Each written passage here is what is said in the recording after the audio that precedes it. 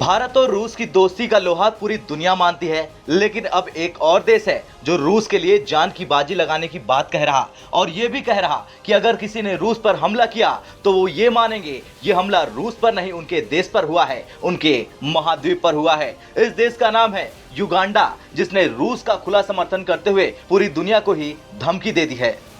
Uganda के सैन्य commander मुहोजी कैनेरुगाबा ने कहा कि उनके देश की सेना रूस के खिलाफ आक्रामकता को अफ्रीकी महाद्वीप के खिलाफ हमला मानेगी।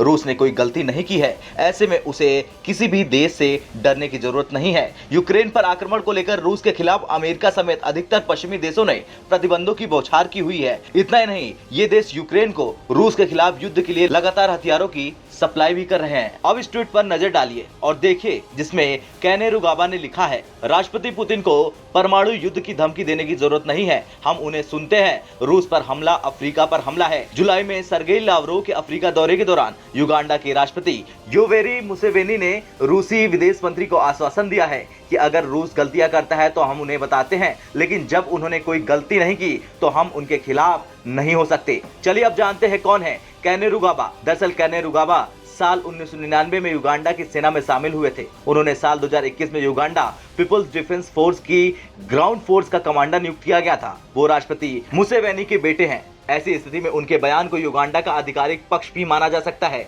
युगांडा के पूर्व शासक भी पश्चिम के बजाय रूस के समर्थक रहे हैं। युगांडा अपने सैन्य हथियार भी रूस से ही खरीदता है।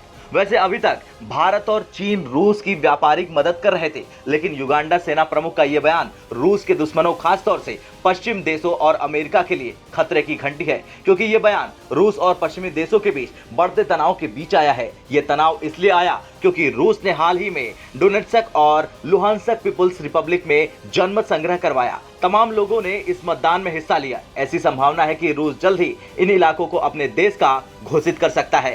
खैर, भारत के नक्शे कदम पर दुनिया के तमाम देश चलने लगे हैं और अब यह भी तय हो गया कि रूस के लिए भी दुनिया के कई देश जान की बाजी लगाने से पीछे नहीं हटेंगे। और युगांडा की ओर से आया ये बयान अमेरिका को एक इशारा है कि अगर उसने रूस के खिलाफ कोई खेल खेला तो उसे अंजाम भी भुगतना पड़ सकता है। ब्यूरो रिपोर्ट, भारत तक।